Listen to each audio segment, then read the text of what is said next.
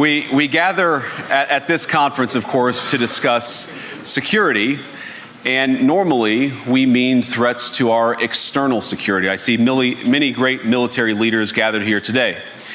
But while the Trump administration is very concerned with European security and believes that we can come to a reasonable settlement between Russia and Ukraine, and we also believe that it's important in the coming years for Europe to step up in a big way to provide for its own defense, the threat that I worry the most about vis-a-vis Europe is not Russia, it's not China, it's not any other external actor. And what I worry about is the threat from within, the retreat of Europe from some of its most fundamental values, values shared with the United States of America. Now, I was struck that a former European commissioner went on television recently and sounded delighted that the Romanian government had just annulled an entire election. He warned that if things don't go to plan, the very same thing could happen in Germany too.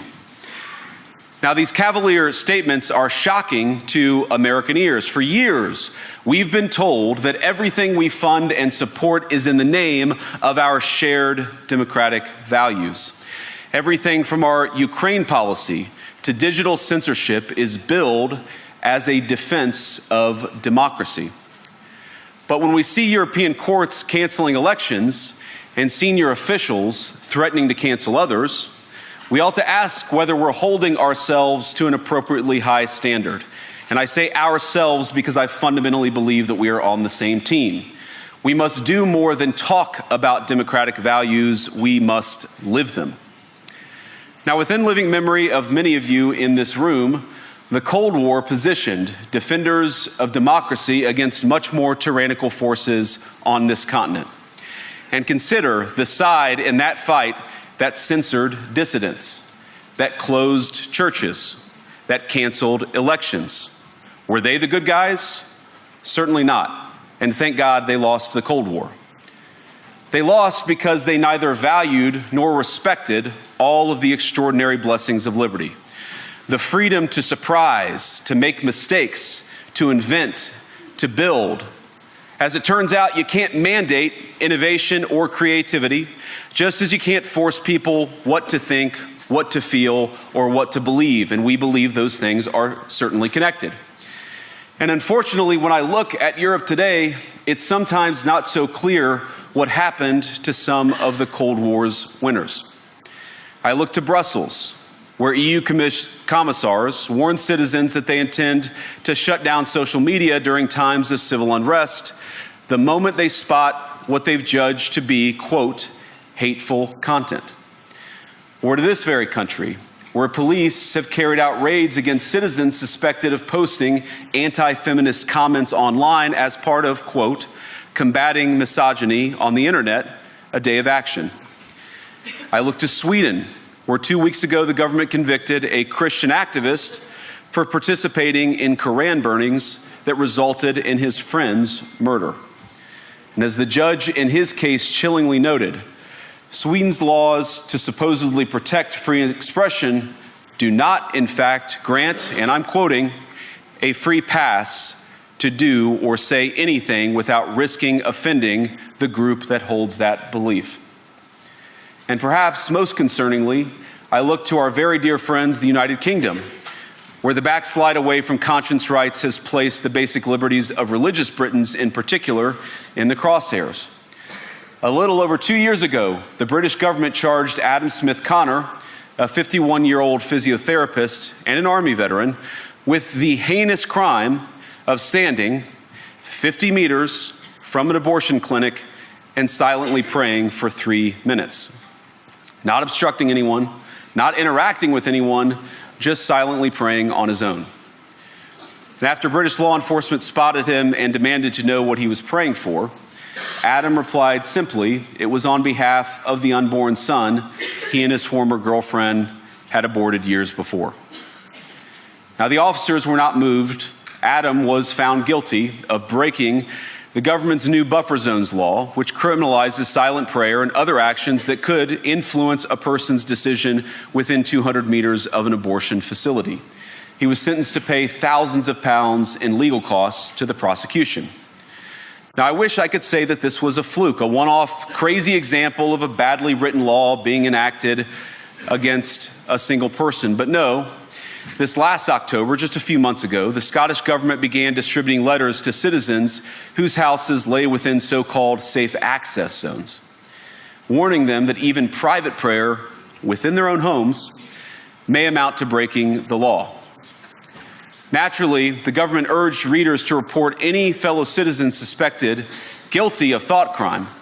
In Britain and across Europe, free speech, I fear, is in retreat. And in the interest of comedy, my friends, but also in the interest of truth, I will admit that sometimes the loudest voices for censorship have come not from within Europe, but from within my own country, where the prior administration threatened and bullied social media companies to censor so-called misinformation. Misinformation like, for example, the idea that coronavirus had likely leaked from a laboratory in China. Our own government encouraged private companies to silence people who dared to utter what turned out to be an obvious truth. So I come here today not just with an observation, but with an offer. And just as the Biden administration seemed desperate to silence people for speaking their minds, so the Trump administration will do precisely the opposite, and I hope that we can work together on that. In Washington, there is a new sheriff in town, and under Donald Trump's leadership, we may disagree with your views, but we will fight to defend your right to offer it in the public square, agree or disagree.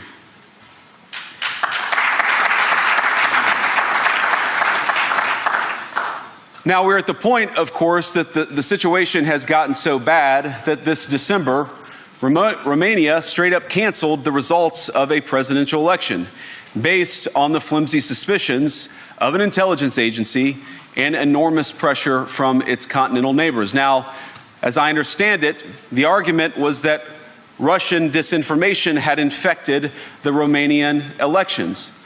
But I'd ask my European friends to have some perspective. You can believe it's wrong for Russia to buy social media advertisements to influence your elections. We certainly do. You can condemn it on the world stage even. But if your democracy can be destroyed with a few $100,000 of digital advertising from a foreign country, then it wasn't very strong to begin with.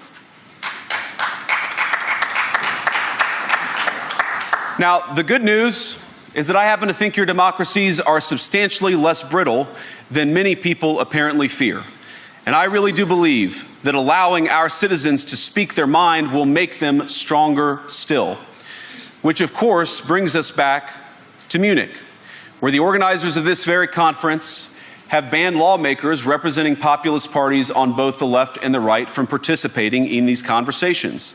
Now, again, we don't have to agree with everything or anything that people say. But when people represent, when political leaders represent an important constituency, it is incumbent upon us to at least participate in dialogue with them.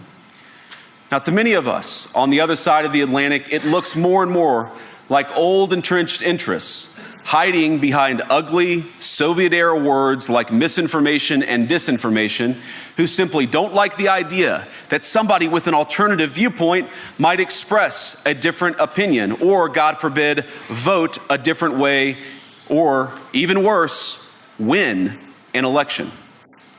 Now, this is a security conference, and I'm sure you all came here prepared to talk about how exactly you intend to increase defense spending over the next few years in line with some new target. And that's great, because as President Trump has made abundantly clear, he believes that our European friends must play a bigger role in the future of this continent. We don't think, you hear this term, burden sharing, but we think it's an important part of being in a shared alliance together that the Europeans step up while America focuses on areas of the world that are in great danger. But let me also ask you, how will you even begin to think through the kinds of budgeting questions if we don't know what it is that we're defending in the first place? I've heard a lot already in my conversations, and I've had many, many great conversations with many people gathered here in this room. I've heard a lot about what you need to defend yourselves from, and of course that's important. But what has seemed a little bit less clear to me, and certainly I think to many of the citizens of Europe, is what exactly it is that you're defending yourselves for. What is the positive vision that animates this shared security compact that we all believe is so important? And I believe deeply that there is no security if you are afraid of the voices, the opinions, and the conscience that guide your very own people. Europe faces many challenges, but the crisis this continent faces right now, the crisis I believe we all face together, is one of our own making. If you're running in fear of your own voters, there is nothing America can do for you. Nor, for that matter, is there anything that you can do for the American people who elected me and elected President Trump. You need democratic mandates to accomplish anything of value in the coming years. Have we learned nothing that thin mandates produce unstable results? But there is so much of value that can be accomplished with the kind of democratic mandate that I think will come from being more responsive to the voices of your citizens. If you're going to enjoy competitive economies, if you're going to enjoy affordable energy and secure supply chains, then you need mandates to govern, because you have to make difficult choices to enjoy all of these things. And of course, we know that very well in America. You cannot win a democratic mandate by censoring your opponents or putting them in jail, whether that's the leader of the opposition, a humble Christian praying in her own home, or a journalist trying to report the news. Nor can you win one by disregarding your basic electorate on questions like who gets to be a part of our shared society. And of all the pressing challenges that the nations represented here face, I believe there is nothing more urgent than mass migration. Today, almost 1 in 5 people living in this country moved here from abroad. That is, of course, an all-time high. It's a similar number, by the way, in the United States, also an all-time high. The number of immigrants who entered the EU from non-EU countries doubled between 2021 and 2022 alone, and of course it's gotten much higher since. And we know this situation, it didn't materialize in a vacuum. It's the result of a series of conscious decisions made by politicians all over the continent and others across the world over the span of a decade. We saw the horrors wrought by these decisions yesterday in this very city. And of course, I can't bring it up again without thinking about the terrible victims who had a beautiful winter day in Munich ruined. Our thoughts and prayers are with them and will remain with them. But why did this happen in the first place? It's a terrible story, but it's one we've heard way too many times in Europe and unfortunately too many times in the United States as well. An asylum seeker, often a young man in his mid-20s, already known to police, rams a car into a crowd and shatters a community. How many times must we suffer these appalling setbacks before we change course and take our shared civilization in a new direction? No voter on this continent went to the ballot box to open the floodgates to millions of unvetted immigrants. But you know what they did vote for? In England, they voted for Brexit, and agree or disagree, they voted for it. And more all over Europe, they're voting for political leaders who promise to put an end to out-of-control migration. Now, I happen to agree with a lot of these concerns, but you don't have to agree with me. I just think that people care about their homes, they care about their dreams, they care about their safety and their capacity to provide for themselves and their children. And they're smart. I think this is one of the most important things I've learned in my brief time in politics. Contrary to what you might hear a couple mountains over in Davos, the citizens of all of our nations don't generally think of themselves as educated animals or as interchangeable cogs of a global economy. And it's hardly surprising that they don't want to be shuffled about or relentlessly ignored by their leaders. And it is the business of democracy to adjudicate these big questions at the ballot box. I believe that dismissing people, dismissing their concerns, or worse yet, shutting down media, shutting down elections, or shutting people out of the political process protects nothing. In fact, it is the most surefire way to destroy democracy. And speaking up and expressing opinions isn't election interference. Even when people express views outside your own country, and even when those people are very influential. And trust me, I say this with all humor, if American democracy can survive 10 years of Greta Thunberg scolding, you guys can survive a few months of Elon Musk. But what no democracy, American, German, or European, will survive is telling millions of voters that their thoughts and concerns, their aspirations, their pleas for relief are invalid or unworthy of even being considered. Democracy rests on the sacred principle that the voice of the people matters. There's no room for firewalls. You either uphold the principle or you don't.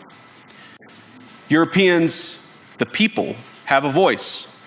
European leaders have a choice. And my strong belief is that we do not need to be afraid of the future. You can embrace what your people tell you, even when it's surprising, even when you don't agree. And if you do so, you can face the future with certainty and with confidence, knowing that the nation stands behind each of you.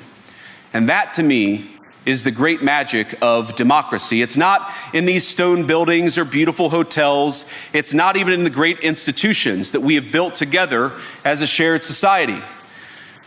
To believe in democracy is to understand that each of our citizens has wisdom and has a voice. And if we refuse to listen to that voice, even our most successful fights will secure very little. As Pope John Paul II, in my view, one of the most extraordinary champions of democracy on this continent or any other, once said, "Do not be afraid." We shouldn't be afraid of our people, even when they express views that disagree with their leadership. Thank you all. Good luck to all of you. God bless you.